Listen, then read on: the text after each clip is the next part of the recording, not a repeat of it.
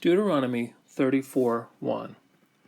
Vaya'al Moshe me aravot Moav el har Novo, Rosh haPisga asher al panei Yericho, Vayarihu Hashem et kol haaretz et ha-Gilead ad Dan.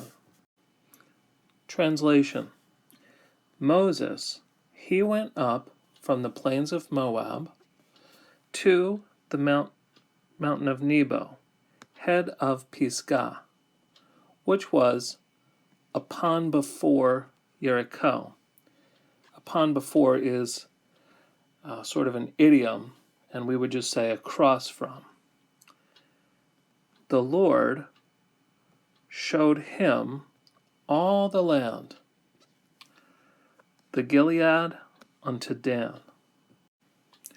Now I'm going to go over just a couple of pronunciation issues.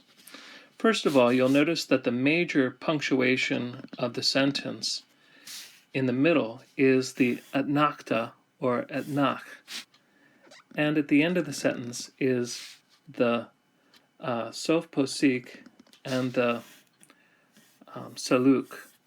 Now these are major pauses, and so when you read them, you should read like you're coming up to a semicolon and to a period, respectively. Now, when we go to figure out whether we should pronounce a vocal shva or a silent shva, we sometimes have some real tricks. This is an example because the shva here appears after a ptak. So since the ptak's short, we would normally think that this is a silent shva. However, there is no dagesh in the beit, and it is a begad kafat letter. So the reason there's not a dagesh is because the shva must be vocal, and that takes away a dagesh lene.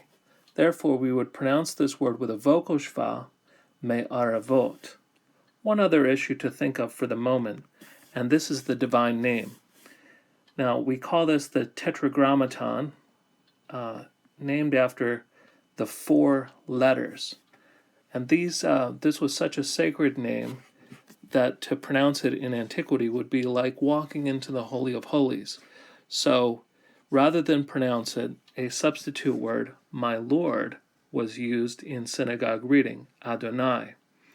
Yet in everyday reading, when it's not Sabbath, the word Hashem, or the name, is used in place of the divine name.